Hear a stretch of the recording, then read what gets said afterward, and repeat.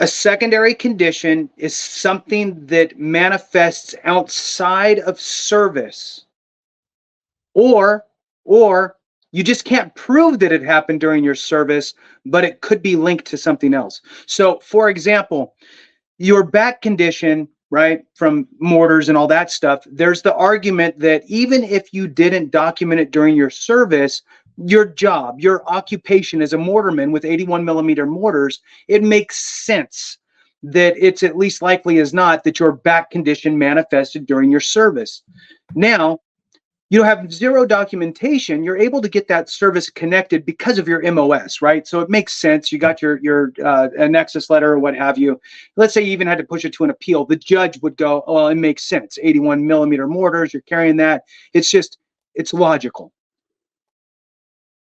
You may have had arthritis in your back during your time in service that could have been a service-connected condition, but you have zero evidence.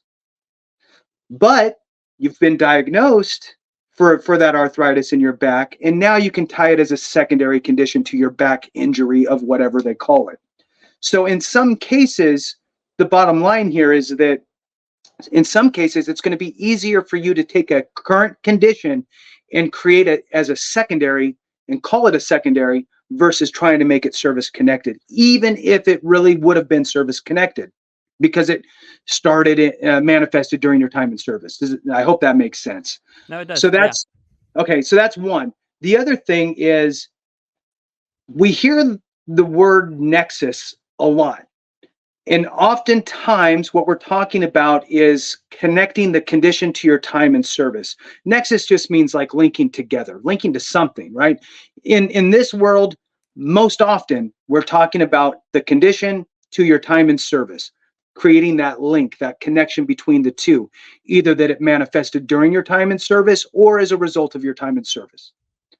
However, with secondaries, the nexus shifts from anything to do with your service to an existing service connected condition. So my secondary condition, I need to nexus that to an existing service connected condition, and that is done with evidence, which is what Clay always points out, right? It has to have evidence. I'm a fan of having your doctor write a letter.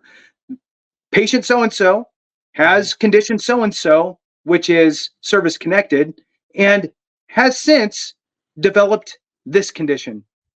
Because of that condition, it is deemed a secondary condition. You can have them use those words, deemed a secondary. And oh, by the way, while you're at it, make sure you utilize that schedule of ratings to pull out the information that you need to make sure that you have that put into that letter to ensure that you get the appropriate rating. Just saying. Take that opportunity to document the evidence you need, not just to get the secondary condition approved, but also get the appropriate rating. Do you remember what you wanted to say, Clay? I do, and it's controversial, so it's going to be a good one. All right, so it really comes down. So this is my personal opinion. Okay, completely personal. When it comes to independent medical opinions, and you had hinted towards the nexus from your private doctor. When it comes to medical opinions, there's always three options, and these are in order. Okay. First, it's going to be your primary care. A nexus letter from your primary care will always outweigh anyone below that. Why? Because they're your primary care. Your doctor that's been seeing you for 5 years, 10 years, whatever, they know you and your evidence, and that carries weight as a doctor. So that's Real always quick, going to be one. Yeah, go ahead. real quick, just because somebody may throw this in the comments somewhere, a specialist who specializes in your type of a condition would probably be the number one, right? Mhm. So they hold 47,000 degrees. They're an 8th degree black belt in brain cancer, right? And that's what they write about is your brain issue is going to trump your primary care who sees you, your wife, your kids, everybody. Just want to throw it out there because I could see somebody saying it. That is a great point. I should change that to primary/referred care.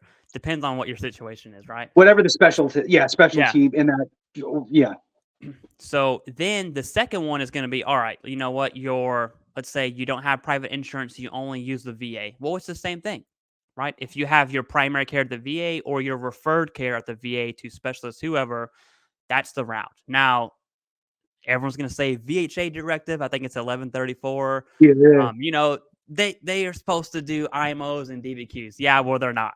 Okay, you can try it, and if it does work for you, that's awesome. That's glad. You should tell your community saying, hey, this person is willing to write Nexus letters, and we can get that word out there. But they're probably going to say no. Just heads up.